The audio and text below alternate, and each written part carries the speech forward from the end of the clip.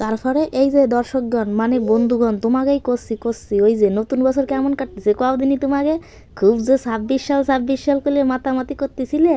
আমার তো আলাদা কিছু কাটতেছে না, 2025 সালে ওরা রান্না বান্না করতেছিলাম, 2026 সালে ও রান্না বান্না করতেছি।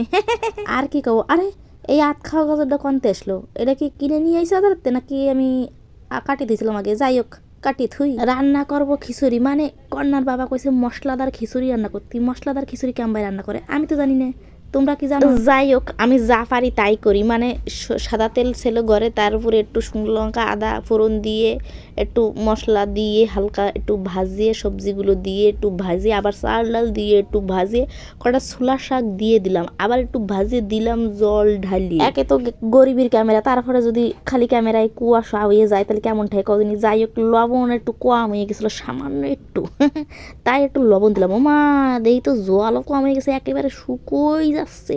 তারপরে দিলাম আবার এক মগ জল ঢালিয়ে। কথাবার্তা আমি এবার একটু গুছাই কতি পারলাম না, তোমরা একটু গুছাইয়ে বুঝে নিও। যাই হোক, গরম গরম খিচুড়ি রেডি, তাহলে এবার যাই খাতি। Bye bye.